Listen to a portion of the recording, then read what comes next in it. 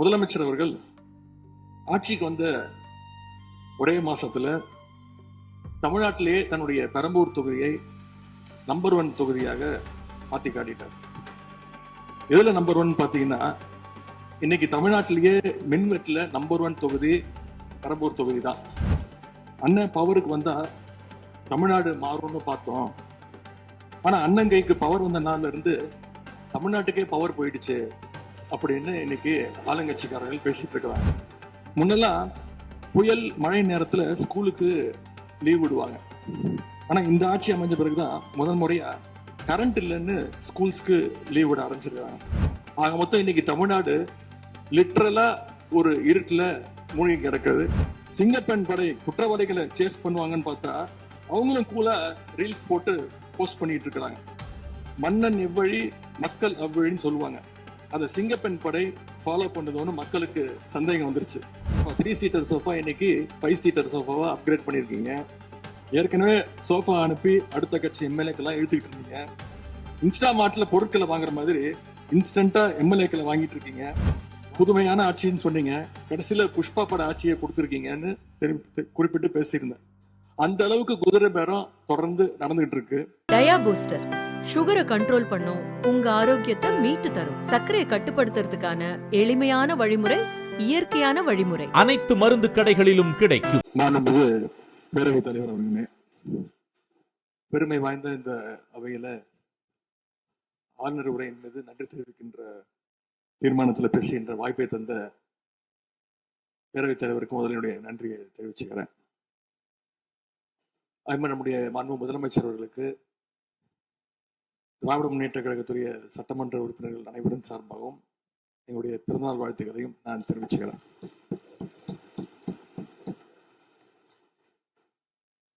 இந்த புதிய ஆட்சி அமைஞ்சு சரியா 40 நாட்கள் கடந்திருக்கு. ஆளுநர் உரையின் போது நானும் எங்களுடைய சட்டமன்ற உறுப்பினர்களும் இந்த 40 நாட்கள்ல இந்த அரசு என்னென்ன பணிகள் செஞ்சிருக்கு, ஏதாவது திட்டங்கள் கொண்டு வந்திருக்காங்களா, ஏதாவது சாதனைகள் செஞ்சிருக்காங்களான்னு ஆவலோடு காத்துக்கிட்டு இருந்தோம். எங்களுக்கு வெறும் ஏமாற்றம் மட்டுமே எஞ்சியது. அப்படி எதுவுமே ஆளுநர் உரையில எங்களுடைய கண்களுக்கு படவில்லை, எங்களுடைய காதுகளுக்கு கேட்கவில்லை. அதே ஒரு நம்பிக்கை வாக்கெடுப்பின் போது நான் பேசும்பொழுது குறிப்பிட்டு பேசினேன், ஆளுநர் வருவாரு, ஆளுநர் உரையின் மீது வந்து பேசும்போது தமிழ்தாய் வாழ்த்துக்கு முதலிடம் கொடுங்க அப்படின்னு சொன்னேன். அதே போல தமிழ்தாய் வாழ்த்து முதல்ல பாடப்பட்டுச்சு. உடனடியாக தேசிய கீதமும் பாடப்பட்டுச்சு. தமிழ்தாய் வாழ்த்து 1 முறையும் தேசிய கீதம் 2 முறையும் பாடப்பட்டுச்சு. மரபு மீறல் நடந்திருக்கு. இதுவரை கடைபிடிக்கப்பட்டு வந்த மரபை மீறி 2 முறை தேசிய கீதம் பாடப்பட்டிருக்கு. இதே கோரிக்கையை இதற்கு முன்பு இருந்த ஆளுநர் எங்களுடைய ஆட்சி காலத்திலையும் வச்சிருந்தார். ஆனா எங்களுடைய தலைவர் அப்பொழுது மிக உறுதியாக இருந்து இந்த அவையுடைய இறையாண்மையை நாங்க பாதுகாத்திருக்கிறோம். பதவியேற்பு தான் ஆளுநர் மாளிகையில நடந்துச்சு. அங்க அவர் கேட்டுக்கொண்டபடி தேசிய கீதம் வந்தே மாதரம் எல்லாம் பாடினாங்க.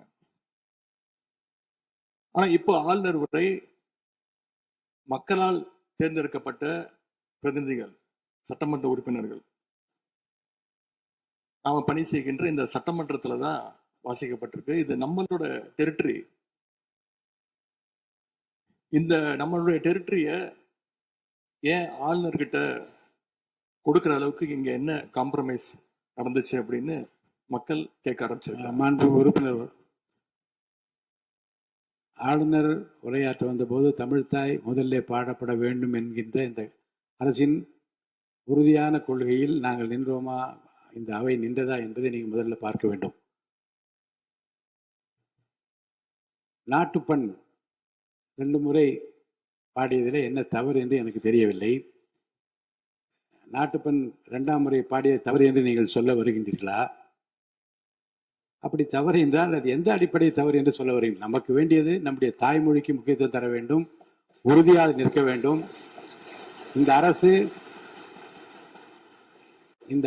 எந்த சர்ச்சையும் ஏற்படுத்தாமல் நிதானமாக, உறுதியாக, தாய் தமிழ்தான் எங்களுக்கு அடிப்படை என்பதை வைத்து தமிழ்த்தாய் வாழ்த்தை பாட வைத்தார்களா இல்லையா? அந்த தமிழ்த்தாய் வாழ்த்தை பாட முடியாமல் வேறு விதமாக இந்த அவை திசை திருப்பப்பட்டு பல்வேறு பிரச்சனைகளுக்கெல்லாம் ஆளான காரணங்களெல்லாம் 22ஆம் ஆண்டு பார்த்தோம், 23 பார்த்தோம், 24 பார்த்தோம், 25 பார்த்தோம், 26 பார்த்தோம். இந்த ஆண்டு தமிழ்த்தாய் வாழ்த்தை முதலில் பாட வைத்து தேசிய கீதத்தை இருமுறை பாடியதில் எந்த தவறும் இருப்பதாக நாங்கள் கருதவில்லை. அப்படி பாடியது தவறு நீங்களும் கருதிடக்கூடாது என்று நான் சொல்ல விரும்புகின்றேன். பேரவைத் தலைவர் அவர்களே, நாங்கள் கேட்டுக்கொண்டதுபடி தமிழ்த்தாய் வாழ்த்து முதல்ல ஒரு வாட்டி பாடிட்டீங்க. பொதுவாக இந்த அவையில் இருக்கக்கூடிய மரபு கடந்த காலங்களில், கடந்த ஆட்சி காலங்களில் தமிழ்த்தாய் வாழ்த்து ஒரு முறையும் நிகழ்ச்சி முடிஞ்சோடனே தேசிய கீதம் ஒரு முறையும் தான் பாடப்பட்டு நிகழ்ச்சிகள் முடியும். ஆனால் இந்த முறை நாங்கள் கேட்பது ஏன் 2 முறை தேசிய கீதம் பாடப்பட்டது அப்படிங்கிறது மட்டும்தான் எங்களுடைய கேள்வி. அப்புறம் தமிழ்த்தாய் வாழ்த்தையும் 2 முறை நீங்கள் பாட சொல்லி உங்களுடைய ஆளுநர்கிட்ட நீங்க ஒரு கோரிக்கை வச்சிருந்திருக்கலாம். அது இங்க பேசும்போது உறுப்பினர்கள்லாம் ஆளுநர் அவ்வளவு மகிழ்ச்சியாக இருக்கிறாங்கன்னு சொல்லி ஆளுநரை விட நீங்கள்லாம் ரொம்ப மகிழ்ச்சியா இருக்கிறீங்க. தமிழ்த்தாய் வாழ்த்தை ஆளுநர் முன்னாடி நாங்க பாடி காட்டிட்டோம் அப்படின்னு பெருமை பொங்கு இங்க எல்லாம் பேசிக்கிட்டு இருக்கிறீங்க. நீங்க சொல்றத பார்த்தா தமிழ்த்தாய் வாழ்த்தை விட ஆளுநர் தான் உங்களுக்கு முக்கியம் அப்படிங்கிற எண்ணம் எங்களுக்கு ஏற்படுது, மக்களுக்கும் ஏற்பட்டுக்கிட்டு இருக்கு. நாட்டுக்கு பணித்துறை அமைச்சர். மாண்புமிகு பேரவைத் தலைவர்களே, தமிழ்த்தாய் வாழ்த்து எங்களுடைய முதல்வருக்கு உயிருக்கு எந்த அளவிற்கு முக்கியமோ அதே அந்த அளவுக்கு நாங்கள் முக்கியத்துவம் தருவோம். மாண்புமிகு எதிர்க்கட்சி தலைவர் அவர்கள் எதிர்க்கட்சி நாங்களும் பேச விட மாட்டோம்.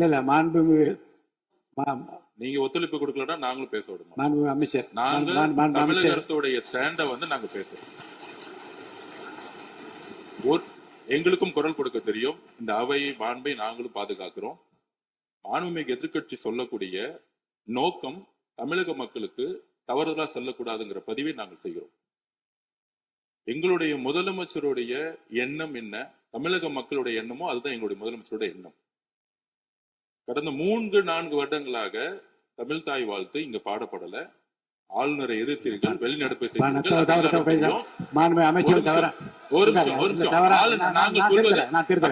நாங்க பேசி முடிக்கிறேன். ஆளுநர் முன்பு ஆளுநர் முன்பு அமைச்சர்கள் தமிழ்த்தாய் வாழ்த்து பாடப்பட்டது. இல்ல நான் சொன்னது, நான் கருத்து என்னன்னா ஆளுநர் முன்பு பாடப்பட்டது கிடையாது. அதுதான் நான் சொல்ல வரேன். நான் பேசிடுறேன். ஆளுநர் புறக்கணித்தார், அதற்கு பின்பு பாடப்பட்டது. ஒரு நிமிஷம் நான் பதிவு பண்ணிடுறேன். நான் எங்களுடைய பதிவை நாங்க பதிவு பண்ணிடுறோம். அதுல சொன்ன வார்த்தைகள் எங்களுக்கு கஷ்டமா இருந்துச்சு. காம்ப்ரமைஸ்ங்கிற வார்த்தை எங்களுக்கு கடினமா இருந்துச்சு. நாங்க திருப்பியும் நாங்க பதிவு பண்ணிக்கிறோம். எந்த விதமான காம்ப்ரமைஸும் கிடையாது. தமிழ்த்தாய் வாழ்த்தை முதலில் பாடப்பட்டது எங்களுடைய முதலமைச்சருடைய வெற்றி, தமிழக மக்களுடைய வெற்றிங்கிறத நாங்க பதிவு பண்ணி எந்த காம்ப்ரமைஸும் இங்க நடக்கல. அதை நாங்க பதிவு பண்றோம். உறுப்பினர் பேரவைத் தலைவர்களே, நாங்க மீண்டும் அதான் கேட்கிறோம். தமிழ்த்தாய் வாழ்த்து ஒரு முறை பாடிட்டீங்க, அதுக்கு வாழ்த்துக்கள். ஏன் தேசிய கீதம் 2 முறை பாடப்பட்டுச்சு? அப்ப ஆளுநர்கிட்ட நீங்க கோரிக்கை வச்சிருக்காங்கல்ல, நீங்க தேசிய கீதம் 2 முறை பாட பண்ணணும்னா நாங்க தமிழ்த்தாய் வாழ்த்து 2 முறை இல்ல 3 முறை நாங்க போடுவோம்னு சொல்லி அதை நீங்க செஞ்சு காட்டிருக்கணும். அதுதான் நான் கேட்கிறேன். உங்களுக்கு இப்ப ஆளுநர் முக்கியமா, தமிழ்த்தாய் வாழ்த்து முக்கியமா அப்படிங்கறத நான் இந்த அரசுகிட்ட நான் கேட்க விரும்புறேன். ஆட்டுக்கு தாடியும் நாட்டுக்கு ஆளுநரும் தேவையில்லைன்னு சொன்னவர் பேரறிஞர் அண்ணா அவர்கள். அவரை உங்க கொள்கை தலைவர் லிஸ்ட்ல அட்டாச்சும் பண்ணியிருக்கிறீங்க. ஆனா இன்னைக்கு ஆளுநரை தலையில வச்சு கொண்டாடிட்டு இருக்கீங்க. நான் கேட்க விரும்புது, நீங்க எல்லாம் சேர்ந்து மாண்புமிகு எதிர்க்கட்சி தலைவர் அவர்களுக்கு ஒன்று சொல்றேன். ஆளுநருக்குரிய மரியாதை மட்டும்தான் தரப்பட்டது. யாரையும் தலையில வைத்து கொண்டாட வேண்டிய அவசியம் இந்த அரசுக்கு இல்லை. இந்த அவையை பொறுத்த வரைக்கும் இந்த இந்த அவையை பொறுத்த வரைக்கும் இருங்க. இந்த அவையை பொறுத்த வரைக்கும் ஆளுநர் இங்கே வருகை தருகிற போது உரிய முறையில் மரியாதையும், இந்த அவையினுடைய விருப்பத்திற்கேற்ப அவைத் தலைவரின் விருப்பத்திற்கு ஏற்பதான் நிகழ்வு நடைபெறும் என்பதையும் உறுதியாக நின்று தமிழ்த்தாய் வாழ்த்தை முதலில் பாட வைத்து, தமிழ்த்தாய் வாழ்த்துக்கு பிறகு தேசிய கீதம் ஒரு முறை அல்ல 2 முறை பாடப்பட்டது. அதில் எந்த விதமான தவறும் கிடையாது. அதில் உள்நோக்கு கற்பிப்பது தவறு என்று நான் கூறுகின்றேன்.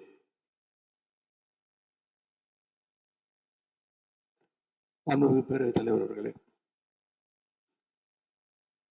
கலா யதார்த்தத்துக்கும் ஆளுநர் உரைக்கும் மிகப்பெரிய வித்தியாசம் இருக்கின்றது. மிகப்பெரிய வேறுபாடு எங்களுக்கு தெரிகின்றது. ஆளுநர் உரை என்பது அரசனுடைய கொள்கைகளை, திட்டங்களை, விஷன் அண்ட் மிஷன் ஸ்டேட்மெண்ட் அப்படின்னு சொல்லுவாங்க. அதன்படி அமைந்திருக்க வேண்டும்.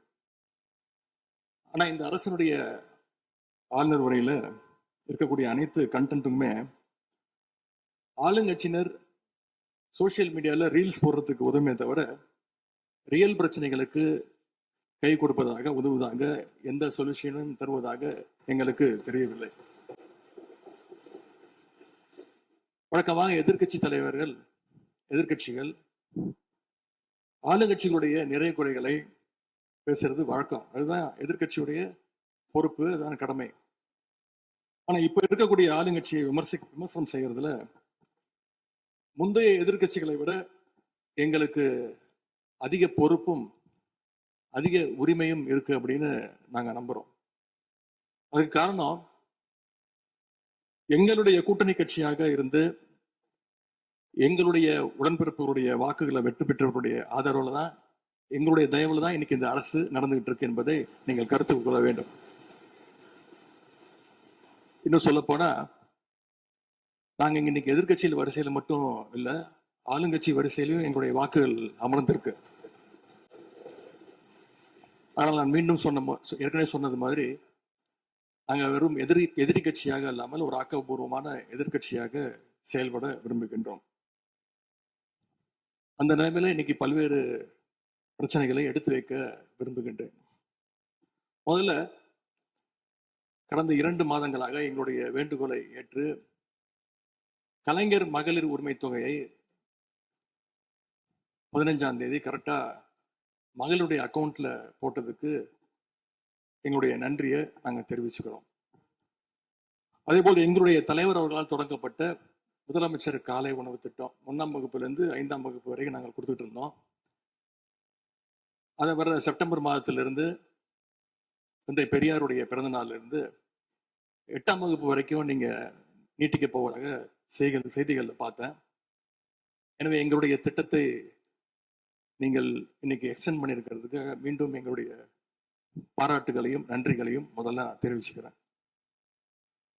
ஆனா எங்களுடைய முதலமைச்சர் அவர்கள் தொடங்கின நான் முதல்வன் திட்டத்தை நீங்க முடக்கிற முயற்சியில இறங்கியிருக்கீங்கன்னு கேள்விப்பட்டோம். தமிழ்நாட்டில் இருக்கக்கூடிய ஒவ்வொரு இளைஞர்களும் அவங்களுடைய துறைகள்ல நான் முதல்வன் அப்படின்னு உருவாகணும்னு தான் எங்களுடைய தலைவர் இந்த திட்டத்தை கொண்டு வந்தாங்க.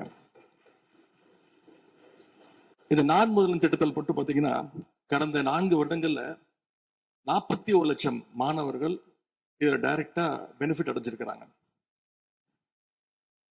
நான் முதல்வன் திட்டத்தின் மூலம் பள்ளிக்கூடம் செல்லுகின்ற மாணவர்களுக்கு அடுத்து அவங்களுடைய ஹையர் ஸ்டடீஸ் என்ன, எப்படி படிக்கணும், எந்த கோர்ஸ் எடுக்கணும் அப்படின்னு அவங்களுக்கு கைடன்ஸ் கொடுத்துருக்குறோம். அதே மாதிரி உயர்கல்வி படிக்கின்ற மாணவர்களுக்கு எங்க போய் வேலைக்கு சேரணும், அவங்களோட எம்ப்ளாய்மெண்ட் ஸ்டெபிலிட்டியை நாங்க ஸ்ட்ரென்த் பண்ணியிருக்கோம். முக்கியமா நான் முதல்வன் திட்டத்தின் மூலமா யூபிஎஸ்சி மாதிரியான சிவில் சர்வீசஸ் தேர்வுக்கு தயாரிக்கின்ற மாணவர்களுக்கு ஹாஸ்டல் வசதியோட பயிற்சியும் வழங்கப்பட்டிருக்கு. பிரிலிம்ஸ் தேர்வாளர்களுக்கு மாசம் 7,500 ரூபாய், மெயின்ஸ் தேர்வாகிறவங்களுக்கு மாசம் 25,000 ரூபாய் கல்வி ஊக்கத்தொகையை இந்த நான் முதல்வன் திட்டத்தின் மூலம் எங்களுடைய அரசு கொடுத்துச்சு. அது மட்டும் இல்ல, டெல்லிக்கு இன்டர்வியூக்கு போயிட்டு வர்றதுக்கு அவங்களுக்கான போக்குவரத்து கட்டணத்தையும் அந்த செலவையும் அரசே ஏற்றிருக்கு நான் முதல்வன் திட்டத்தின் மூலமாக. சென்ற ஆண்டு மட்டும் தமிழ்நாட்டில் இருந்து யூபிஎஸ்சி கிளியர் பண்ண 60 பேர்ல 56 மாணவர்கள் இந்த நான் முதல்வன் திட்டத்தின் மூலம் பயன்பெற்றவங்க. அதுல நான் இன்னும் குறிப்பிட்டு சொல்லணும்னா, ஆல் இண்டியா லெவல்ல செகண்ட் பிளேஸ் படிச்ச சகோதரி ராஜேஸ்வரி நான் முதல்வன் திட்டத்துல பயன்பெற்றவங்க. இப்படிப்பட்ட நான் முதல்வன் திட்டத்தை கைவிட வேண்டிய அவசியம் என்ன அப்படிங்கிறது முதலமைச்சர் அவர்கள் தன்னுடைய பதில் உரையில கூற வேண்டும்னு நான் விருப்பப்படுறேன். அதே மாதிரி சமீபத்தில் டெல்லிக்கு போன முதலமைச்சர் அவர்கள் நிதி ஆயோக் கூட்டத்துல பல்வேறு விஷயங்களை பத்தி பேசியிருக்கிறார். அதுவும் குறிப்பா நம்முடைய தமிழ்நாடு இன்னைக்கு இந்தியாவிலேயே பொருளாதாரத்துல இரண்டாவது பெரிய மாநிலமாக வளர்ந்திருக்கு அப்படிங்க பெருமையா பேசியிருக்கிறார்.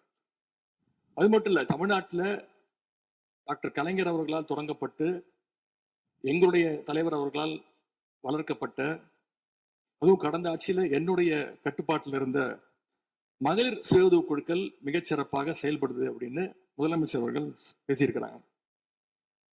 இந்தியாவிலேயே ஃபேக்டரி ஒர்க்கர்ஸ் இருக்கிற பெண்கள்ல 42% 42% தமிழ்நாட்டை சேர்ந்தவங்க. அதனால தமிழ்நாட்டில் இருக்கக்கூடிய பெண்கள் முன்னேற்றம், சுகாதாரம் எல்லாமே சிறப்பா இருக்குன்னு நம்முடைய முதலமைச்சர் அவர்கள் டெல்லியில சொல்லியிருக்கிறாங்க. திரைப்படங்கள்ல தான் பாத்தீங்கன்னா ஒரே பாட்டுல ஏழையா இருக்கிறவன் ஒரே பாட்டுல 5 நிமிஷத்துல 4 நிமிஷத்துல பெரிய பணக்காரன் ஆயிடுவான். ஆனா அது மாதிரி நிஜத்துல ஒரு மாச ஆட்சியில தமிழ்நாடு மாதிரியான மிகப்பெரிய மாநிலத்தை அந்த அளவுக்குலாம் வளர்த்த முடியாது. இந்த சாதனைகள் எல்லாம் யார் ஆட்சி காலத்துல நடந்துச்சுன்னு மக்களுக்கும் தெரியும், மக்களும் பார்த்துக்கிட்டு இருக்காங்க, முதலமைச்சருக்கும் தெரியும். அதே மாதிரி பேரவைத் தலைவர்களே, இந்த ஆட்சியில இன்னொரு பழக்கமும் புதுசா வந்திருக்கு. அதாவது எங்களுடைய திராவிட மாடல் ஆட்சியில நாங்க எடுத்த நடவடிக்கையால ஏதாவது நல்லது நடந்தா உடனே அதுக்கு ஸ்டிக்கர் ஒட்டிடுறாங்க. அது மட்டும் இல்ல, ஃபர்ஸ்ட் டைம் எவர் இந்த ஹிஸ்டரி அப்படின்னும் சொல்லிடுறாங்க. அப்படி சொன்ன சில ஃபேக் நியூஸ், தவறான தகவல்களை நான் குறிப்பிட விரும்புறேன். பஸ்ல மூத்த குடிமக்கள் கட்டணமில்லா பயணம் மேற்கொள்ள, மூத்த குடிமக்கள், பள்ளி மாணவர்கள் அவங்க எல்லாம் கட்டணம் இல்லாம பயணம் மேற்கொள்ள இந்த ஆட்சியில தான் முதல்ல அந்த திட்டம் கொண்டு வரப்பட்டது அப்படின்னு ஃபேக் நியூஸ் பரப்பிட்டாங்க. இதெல்லாம் ஏற்கனவே இருக்கக்கூடிய திட்டங்கள், எங்களுடைய ஆட்சியில கொண்டு வரப்பட்ட திட்டங்கள். அது மட்டும் இல்ல, அரசு பள்ளியில வழங்கப்படுகின்ற ஸ்கூல் பேக்ல முதலமைச்சரோட புகைப்படம் இல்லாம இப்பதான் முதல்ல வழங்குறோம் அப்படின்னு, ஃபர்ஸ்ட் டைம் இந்த ஹிஸ்டரி அப்படின்னு ஒரு டேக் போட்டு ஃபேக் நியூஸை தொடர்ந்து பரப்பிட்டு இருக்கிறாங்க. இதெல்லாம் எங்களுடைய திராவிட முன்னேற்ற கழகம், எங்களுடைய திராவிட மாடல் அரசுல எங்களுடைய முதலமைச்சர் கொண்டு வந்த திட்டங்கள். இப்படி இவங்க ஸ்டிக்கர் ஒட்டின லிஸ்ட் மிகப்பெரிய லிஸ்ட். இன்னொரு முக்கியமான விஷயம் பத்தி இந்த நேரத்துல பதிவு செய்ய விரும்புறேன். அறநிலையத்துறையின் அசையும் மற்றும் அசையா சொத்துக்களின் வருவாய் அதன் புனிதமான நோக்கத்திற்கு மட்டுமே பயன்படுத்தப்படும் அப்படின்னு ஆளுநர் உரையில இடம்பெற்றிருக்கு. இந்த கருத்தை பார்க்கும் பொழுது அறநிலையத்துறையே இருக்கக்கூடாது அப்படின்னு சொல்ற பாஜகவுடைய குரலாகத்தான் தாவேக அரசும் சொல்லுதா அப்படிங்கிற சந்தேகம் எங்களுக்கு வருது. பாஜகவும் வலதுசாரிகளும் சொல்றது இதுதான், அறநிலையத்துறை பள்ளி கல்லூரிகளை நடத்தக்கூடாது, அறநிலையத்துறை பள்ளி கல்லூரிகள் நடத்தக்கூடாது அப்படின்னு சொல்லிட்டு இருக்கிறாங்க. இதுக்காக வழக்கும் தொடர்ந்து இருக்கிறாங்க. இந்த நிலைப்பாடு திருமண மண்டபங்கள், வணிக வளங்களோடு நிற்குமா, இல்ல கல்வி நிறுவனங்களுக்கும் இந்த கண்டிஷன்ஸ் அப்ளை செய்யப்படுமா? மாண்புமிகு அறநிலையத்துறை அமைச்சர்கள். மாண்புமிகு பேரவைத் தலைவர் அவர்களே, மாண்புமிகு தமிழ்நாடு முதல்வர் அவர்களே, அறநிலையத்துறையை பொறுத்த வரைக்கும் கோவில்களின் வருமானம் கோவில்களில் வரக்கூடிய பக்தர்களுக்காக செலவிடப்படும் என்பதை நம்முடைய ஆளுநர் உரையில் இடம்பெற்றதுதான் அதனுடைய சாராம்சம். இன்னொன்று, சமீபத்தில் வெளியிடப்பட்ட திருமண மண்டபங்கள் மற்றும் வணிக வளாகங்கள், அந்த பணிகள் துவங்கப்படாத பணிகள் நிறுத்தப்பட்டது என்பது, இந்த பணிகளை பொறுத்த வரைக்கும் நாம் ஆராய்ந்த வரைக்கும் அந்த கோவில்களில் பொதுமக்களுக்கு தேவையான அடிப்படை வசதிகள், பொதுமக்களுக்கு தேவையான தங்குமிட வசதிகள், பொதுமக்கள் பக்தர்கள் வரப்போது அவர்களுக்கு தேவையான அடிப்படையிலான கழிப்பறை வசதிகள் போன்ற இந்த வசதிகளை மேம்படுத்துவதை காட்டிலும் இவர்கள் கமர்ஷியலாக கோவில்களுக்கு திருமண மண்டபங்கள் கட்டுவதிலும் வணிக வளாகங்கள் கட்டுவதிலும் அதன் மூலமாக வருவாய் ஈட்டுவதை மட்டுமே குறிக்கோளாக வைத்துக் கொண்டு இந்த திட்டங்களை துவங்கியதன் காரணமாக மேலும் அதன் மீது பல்வேறு நீதிமன்ற வழக்குகள் ஸ்டே ஆர்டர்ஸ் இருப்பதனால நாம் அதையெல்லாம் ரத்து செய்து அறிவிச்சிருந்தோம். இதற்கு ஒரே ஒரு உதாரணமாக எந்த அளவிற்கு கோவில்களை கமர்ஷியலாக மாற்றுவதற்கு கடந்த ஆட்சி காலத்தில் முயற்சி செய்து கொண்டிருந்தார் என்பதற்காக ஒரே ஒரு சிறிய உதாரணத்தை மட்டும் சொல்லிடுறேன்.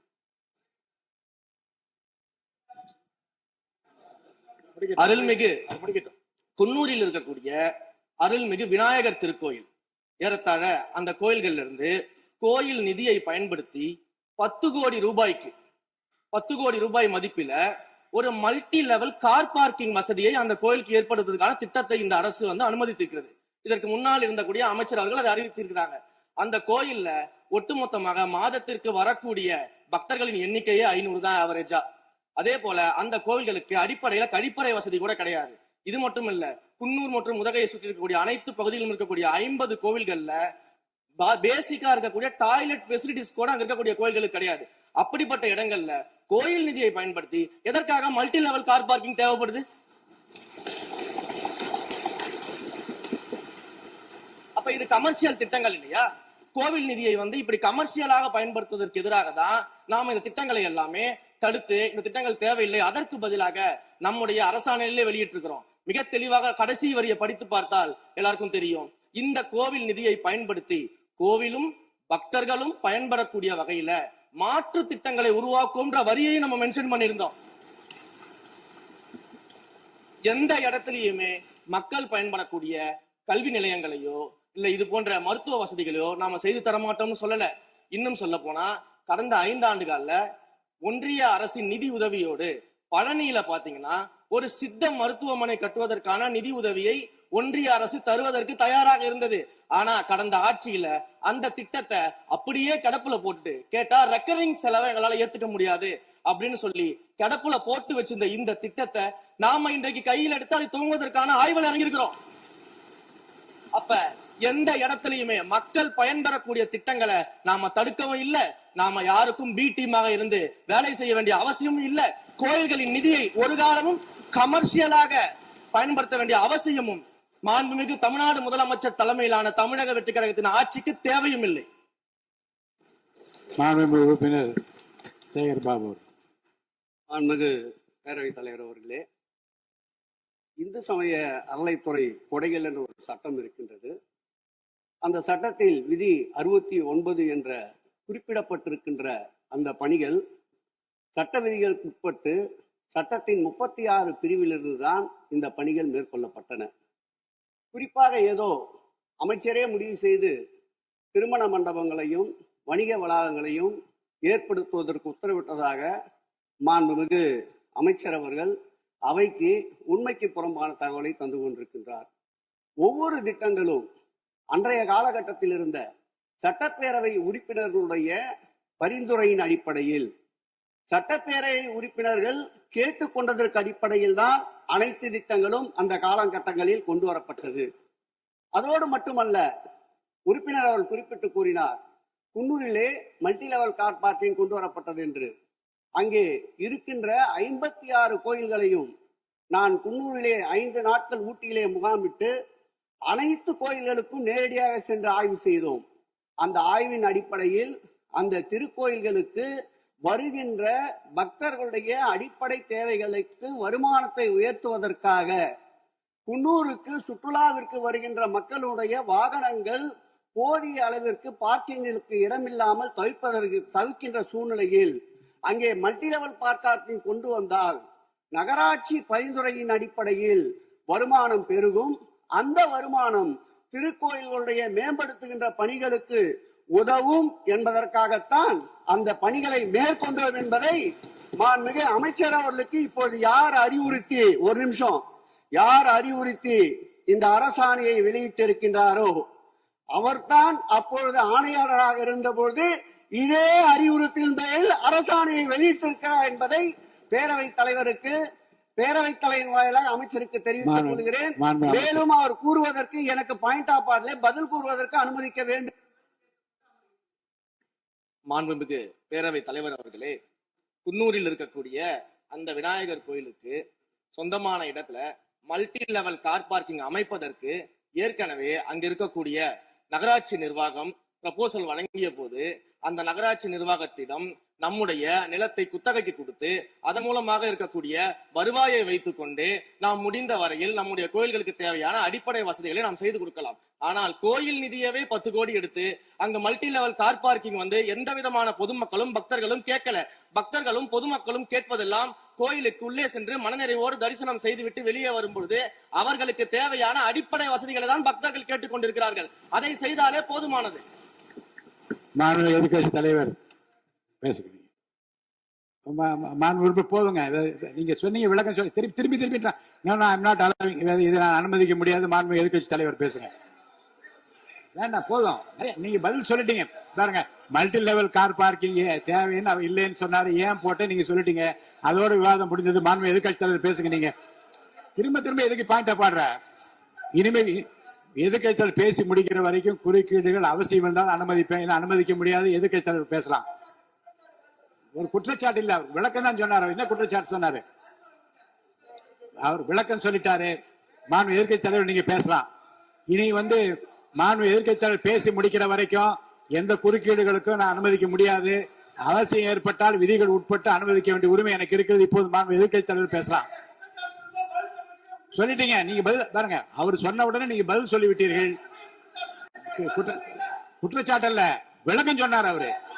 10 கோடி ரூபாய்க்கு இந்த இடத்துல 10 கோடி ரூபாய்க்கு கோயில் பணத்தை எடுத்து ஏன் பயன்படுத்தினீங்க? அது வேற எதுக்கு பக்தர்களுக்கு பயன்படுத்தி விளக்கம் சொன்னார். அவ்வளவுதான். குற்றச்சாட்டு எப்படி வராது? உங்க மேல குற்றச்சாட்டு வைக்கலையே. தவறா பயன்படுத்தினீங்க, அதுல தவறு நடந்து அவர் சொல்லலையே. அதை குற்றச்சாட்டாக எடுத்துக்கொள்ள முடியாது, விளக்கமாகத்தான் எடுத்துக்கொள்ள முடியும். மாண்புமிகு எதிர்க்கட்சி தலைவர் அவர்கள் பேசலாம்.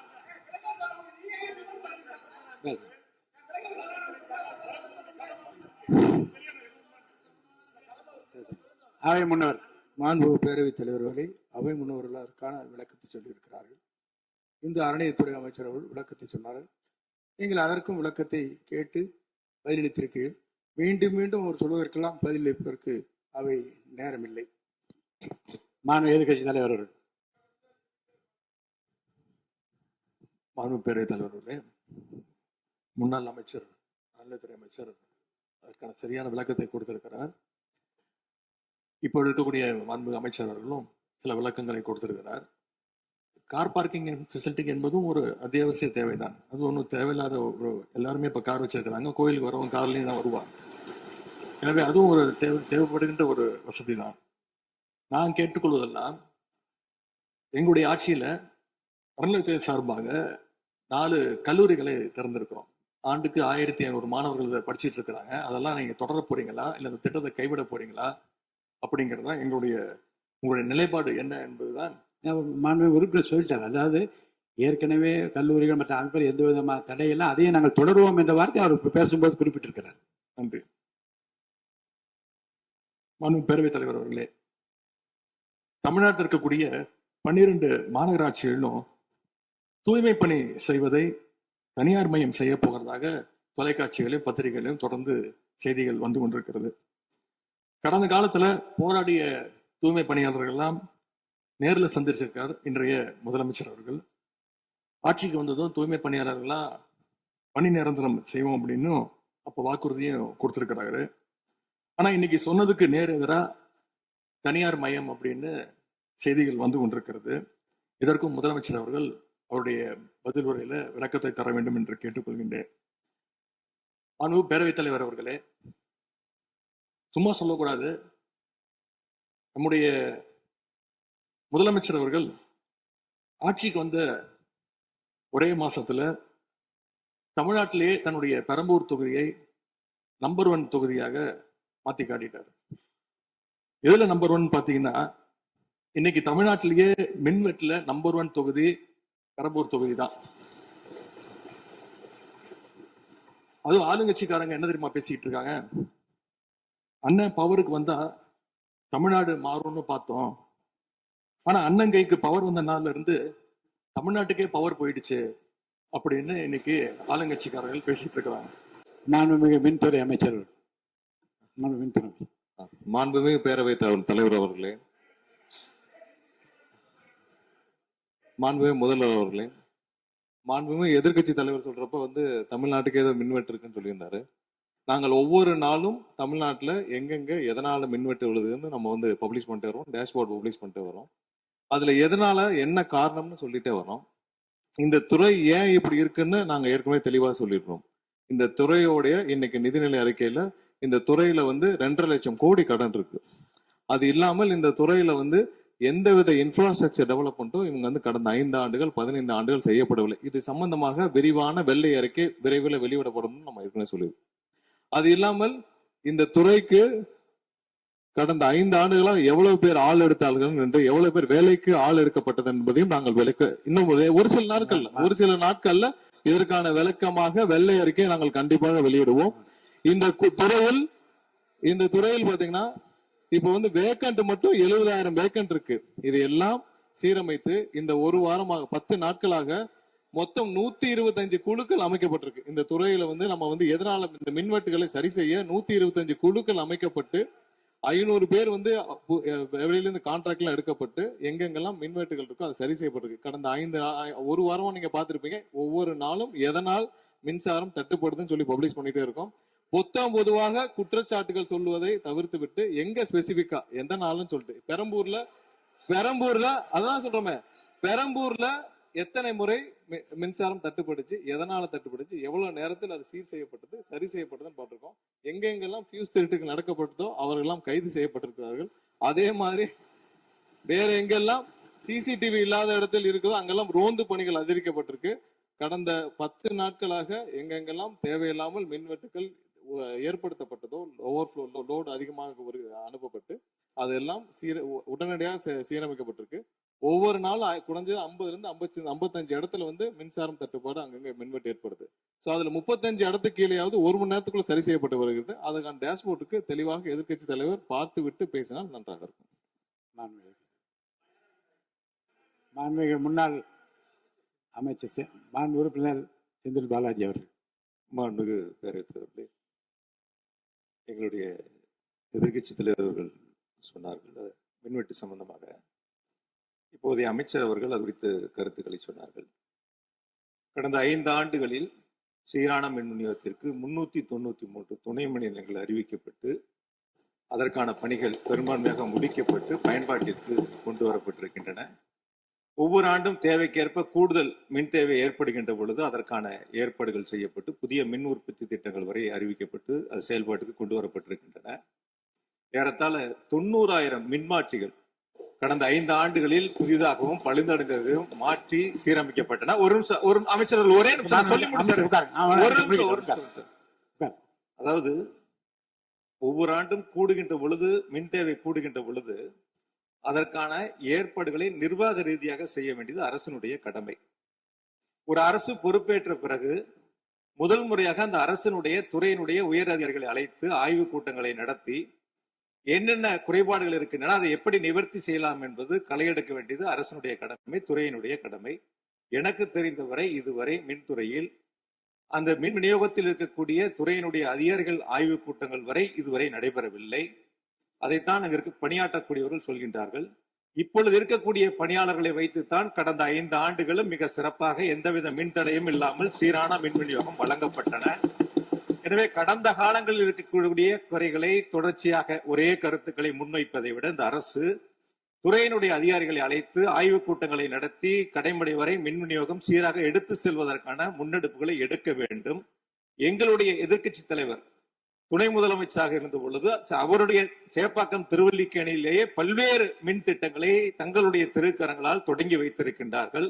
அது அனைத்து தொகுதியிலும் அனைத்து மின் திட்டங்களும் சிறப்பாக கடந்த 5 ஆண்டுகளில் நிறைவேற்றப்பட்டிருக்கின்றன. அதையும் நீங்கள் எடுத்து பார்த்து இனி என்னத்தை நீங்க உங்களுடைய பத்திரிகை செய்தியிலேயே கொடுத்திருக்கிறீங்க. 100க்கும் மேற்பட்ட துணை மின் நிலையங்கள் 10,000 கோடியில் பணிகள் தற்பொழுது நடைபெற்று வருகின்றன என்று உங்களுடைய பத்திரிகை செய்தியில இருக்கு. அப்ப இதெல்லாம் கடந்த காலங்களில் தொடங்கப்பட்ட திட்டங்கள். நீங்க எதையும் தொடங்கலன்னு பொதுவா சொல்வதை விட்டுவிட்டு என்னென்ன கூடுதலாக நாம் எடுத்துக்கொள்ள வேண்டும் என்பதை கவனத்திலே இந்த அரசு கொள்ள வேண்டும். மாண்புமிகு பேரவைத் தலைவர் அவர்களே, மாண்புமிகு உறுப்பினர் பேசிட்டோம். மாண்புமிகு உறுப்பினர் சொன்னப்ப சொன்னாரு அறிவிப்புகள் நிறைய செஞ்சிருக்கோம்னு. கடந்த ஆட்சியில் அறிவிப்புகள் மட்டும்தான் செஞ்சிருக்காங்க, எதையும் செயல்படுத்தவில்லை. அது இல்லாமல் அவர் சொல்லியிருக்கிறார், நாங்கள் அது சம்பந்தமாக வெள்ளை அறிக்கை 2 நாள்ல வெளியிடும், நீங்க அமைதியா இருக்கலாம், 2 நாள்ல அது சம்பந்தம் வெளியிடுவோம்.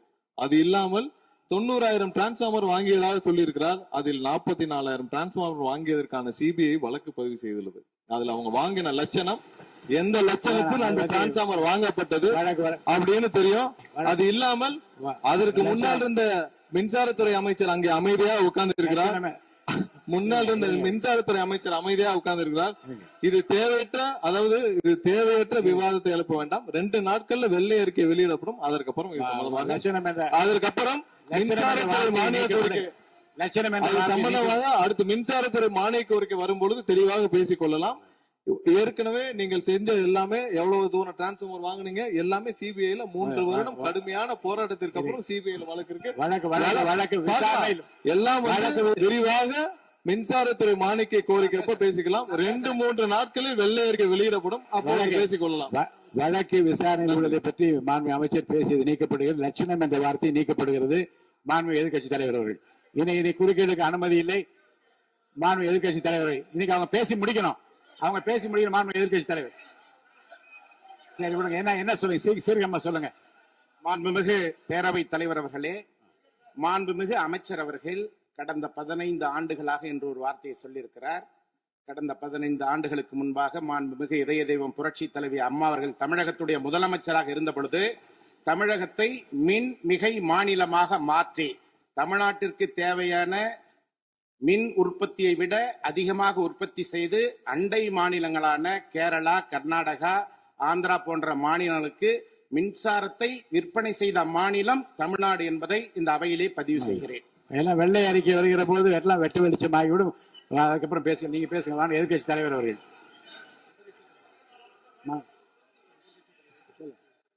மாண்பு உறுப்பினர்.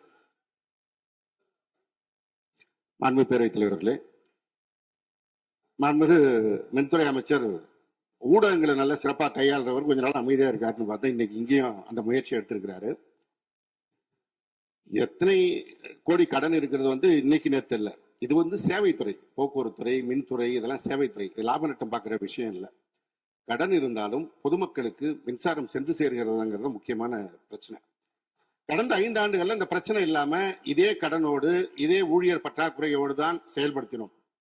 ஊழியர் பற்றாக்குறையை எப்படி சரி செய்வதுங்கிற பிரச்சனை எங்களுடைய ஆட்சி அமைந்த பொழுது கொரோனா உச்சத்தில் இருந்தது, பொருளாதார நெருக்கடி இருந்தது. அதையெல்லாம் படிப்படியாக சீரமைத்து அப்பொழுதுதான் நம்முடைய முன்னாள் மின்துறை அமைச்சர் சகோதரர் செந்தில் பாலாஜி அவர்கள் சொன்னது போல 95,000க்கு மேற்பட்ட டிரான்ஸ்ஃபார்மர்ஸ் அங்கங்க நிறுவி இருக்கும். அது எல்லாமும் போட்டோ எடுத்து அவர் எல்லாத்தையுமே ரெக்கார்ட் பண்ணி வச்சிருக்காரு. வேணா உங்களுக்கு அதெல்லாம் கொடுக்குறோம். சட்டமன்றத்திலும் எல்லோருக்கும் வழங்கப்பட்டது. அதே போல பெரம்பூர் தொகுதிக்கு பக்கத்து தொகுதியான எங்களுடைய தலைவர் தளபதி அவர்களுடைய தொகுதியான குளத்தூர் தொகுதியில 220 kVA புதிய மின் நிலையம் துவக்கி வைக்கப்பட்டு அந்த பகுதி எல்லா பகுதிக்கும் சேர்த்துதான் சரி செய்வதற்கான வாய்ப்பு வழங்கப்பட்டிருக்கிறது. போய் நீங்க கொஞ்சம் ஆய்வு பண்ணுங்க. அடுத்தது ஃபியூஸ் கேரியர் திருடு போனதை சொன்னார். ஒரு சிறப்பான காட்சியை வெளியிட்டார். பகல் நேரத்தில் சிறப்பான வெயிலில் ஃபியூஸ் கேரியர் திருடப்படுகிறது. அப்ப திருடு போனது ராத்திரிக்கு தான் கரண்ட் ஆஃப் ஆகுது. எங்கேயோ சர்க்கியூட்டை கரெக்ட் பண்ணி வச்சு அதுல டைமர் வச்சிருப்பாங்க பிறகு. இங்க புடுங்கன்னா ராத்திரி 7 மணிக்கு மேலதான் அங்க கரண்ட் ஆகிற மாதிரி டைமர் வச்சு ஃபியூஸ் கேரியர்லாம் புதுசா வந்திருக்குதாங்கிறது எங்களுக்கே சந்தேகமா இருக்கு. பேரவைத் தலைவர் அவர்களே கொஞ்சம் இருங்க. ஒரு புகார் சொல்லுகிற போது இந்த ஃபியூஸ் கேரியர் முன்னவர் மாண்பு பேரவைத் தலைவர் அவர்களே, முன்னாள் மின்துறை அமைச்சர் விளக்கத்தை சொன்னார். அதையே நீங்கள் கோடிட்டு நீங்களும் பல்வேறு விளக்கங்களை சொல்வது இந்த சபையில் உடைய நேரத்தை போக்குவது மட்டுமல்ல, சபைக்கு மீண்டும் உங்களுக்கு பதிலளிக்க வேண்டிய நேரம் இருக்கிறது. எதிர்க்கட்சி தலைவர் அவர்கள் பேச வேண்டிய நேரம் இருக்கிறது. ஆகவே நீங்கள் இந்த நேரத்தை தவிர்த்து நீங்கள் பேசுகிற போது இந்த கருத்துக்களை சொல்லலாம். மாண்பு எதிர்க்கட்சி தலைவர் அவர்கள் பேசலாம். முடிச்சிட்டீங்க. ஃபியூஸ் கேரியர் திருடுபடுறது மாத்திரம் இல்ல, தனிப்பட்ட நபர்களுடைய மோட்டார்ல இருக்கிற காப்பர் வயருக்காக திருடுவது என்பது காலங்காலமாக நடந்து வருவது. ஏதோ ஃபியூஸ் கேரியர் அதுல இருக்கிற காப்பருக்காக திருடினாங்கன்னு இப்போ ஒரு கண்டுபிடிப்பை வெளியிட்டு இருக்கீங்க. இது தனியாருக்கு நடப்பது, அரசுக்கும் நடப்பது. ஆனால் அந்த ஃபியூஸ் கேரியர் எந்த நேரத்தில் திருடப்பட்டது என்ற காட்சியை நீங்கள் தான் வெளிப்படுத்தினீர்கள். அதற்கும் இதற்கும் சம்பந்தம் இல்லை. எனவே வெளியில பேசுற மாதிரியே சபையில் பேச வேண்டாம் என்பதை தயவு செய்து கேட்டுக்கொள்கிறேன். நேரத்தை பத்தி அவை முன்னவர் சொன்னீங்க. நம்முடைய அவைத்தலைவர் தான் 50 நிமிஷமா பேசிட்டு இருக்காரு. நாளில் ஒரு பகுதி நேரம் அண்ணன் தான் பேசிட்டு இருக்காரு. அப்படி திருப்பி பேசுங்க. மாண்புமிகு எதிர்க்கட்சி பேரவைத் தலைவர் அவர்களே, அவைத்தலைவரை பற்றி சொல்லவே கூடாது, சபையில் இடம்பெறக்கூடாது என்பதை தெரிவித்துக் கொள்கிறேன். மாண்புமிகு எதிர்க்கட்சி தலைவர் அவர்கள். மாண்புமிகு பேரவைத் தலைவர் அவர்களே, நான் கேட்டுக்கொள்வதெல்லாம் நீங்க இந்த மின்வெட்டு பிரச்சனையால தமிழ்நாட்டை இருட்டாக்கி முதலீடுகளை கோட்டை விட்டுறாதீங்கன்னு தான் உங்களை எல்லாம் கேட்டுக்கொள்கின்றேன். அதே மாதிரி நம்முடைய மின்சாரத்துறை அமைச்சர் 2 நாட்கள் பொறுமையா இருங்க, 2 நாட்கள் பொறுமையா இருங்கன்னு சொல்லும்போது எனக்கு அடுத்த 2 நாட்களுக்கு தமிழ்நாட்டில் மின்சாரம் இருக்குமா இல்லையா, இல்லை நாங்கள் எல்லாம் பொறுமையா இருக்கணும்னு அதை சிம்பாலிக்கா சொல்றாரா அப்படிங்கிற சந்தேகம் எனக்கு இருக்கு. இன்னைக்கு எங்க பார்த்தாலும் அறிவிக்கப்படாத ஒரு மின்வெட்டாக இருக்கு. குடும்பங்கள்லாம் குழந்தைங்களை கூப்பிட்டு சாலை மறியலில் ஈடுபட்டு இருக்கிறாங்க. சில நாட்களுக்கு முன்பு எங்களுடைய திராவிட முன்னேற்ற கழகத்தின் சார்பாக ஒரு பொதுக்கூட்டம் அம்பத்தூர்ல ஒரு பொதுக்கூட்டம் ஏற்பாடு பண்ணியிருந்தோம். அங்க எங்களுடைய முன்னாள் அமைச்சர் இப்போ சட்டமன்ற உறுப்பினர் அண்ணன் தங்கம் தென்னரசு அவர்கள் சிறப்பு பேச்சாளராக போயிருந்தார். அவர் பேச ஆரம்பிச்சோடனே கரண்ட் கட் ஆயிடுச்சு. 30 நிமிஷம் வரைக்கும் காத்திருந்து நாங்க என்ன பண்ணிட்டோம், பொதுக்கூட்டத்தை அரசுக்கு எதிரான ஒரு ஆர்ப்பாட்டமா மாத்தி, கரண்டே வரல, ஆர்ப்பாட்டமா நடத்தி முடிச்சிட்டோம். அது மட்டும் இல்லை, இன்னைக்கு தமிழ்நாட்டில் பல்வேறு இடங்கள்ல, திருவண்ணாமலையில கிரிவல பாதையில மக்கள் போறப்போ தினசரி பவர் கட் பண்றாங்க. அவங்களுடைய பாதுகாப்பை இன்னைக்கு ஒரு மிகப்பெரிய ஒரு கேள்விக்குறியா ஆக்கி வச்சிருக்கு இந்த அரசு. செங்கல்பட்டு அருகே சூனாம்பேடுல கருப்பாயி அப்படிங்கிற 75 வயது மூதாட்டி, அவங்க உடம்பு சரியில்லை, வீட்டுல வென்டிலேட்டர் சப்போர்ட்ல இருந்தப்போ பவர் கட் ஏற்பட்டு மூச்சு திணறி இறந்து போயிட்டாங்க. பவர் இல்லைன்னு தொகுதி எம்எல்ஏட்ட போய் கேட்கலான்னு பார்த்தா எம்எல்ஏ யாருன்னு மக்களுக்கு தெரியல. நிறைய பேருக்கு இங்க இருக்கக்கூடிய எல்லாம், நான் தவறா சொல்ல, எல்லாமே புதுமுகங்கள். நமக்கே பாதி பேர் வெளில பார்க்கும்போது இவர் எம்எல்ஏவா இல்லையா அப்படின்னு தெரியல, உள்ள வந்தா தான் தெரியுது. முன்னெல்லாம் புயல் மழை நேரத்துல ஸ்கூலுக்கு லீவ் விடுவாங்க. ஆனா இந்த ஆட்சி அமைஞ்ச பிறகுதான் முதல் முறையா கரண்ட் இல்லைன்னு ஸ்கூல்ஸ்க்கு லீவ் விட ஆரம்பிச்சிருக்காங்க. சென்னை, பெரம்பூர் மற்றும் வியாசர்பாடியில கடந்த ஜூன் 9ஆம் தேதி அன்னைக்கு 4 தனியார் பள்ளிகளுக்கு கரண்ட் இல்லைன்னு லீவ் விட்டாங்க. முன்னாடி மழை வர்றப்பெல்லாம் ஸ்கூல் பசங்க டிவி ஆன் பண்ணி இன்னைக்கு ஸ்கூல் இருக்கா இல்லையான்னு தெரிஞ்சுப்பாங்க. ஆனா இப்பெல்லாம் டிவி ஆன் பண்ண முடியலன்னு தெரிஞ்சுக்கிறாங்க, சரி இன்னைக்கு கரண்ட் இல்லை, இன்னைக்கு ஸ்கூல் லீவ் தான் அப்படின்னு. ஸோ ஒரு மிகப்பெரிய ஒரு அட்வான்ஸ் டெக்னாலஜி இந்த அரசு உருவாக்கி இருக்கு.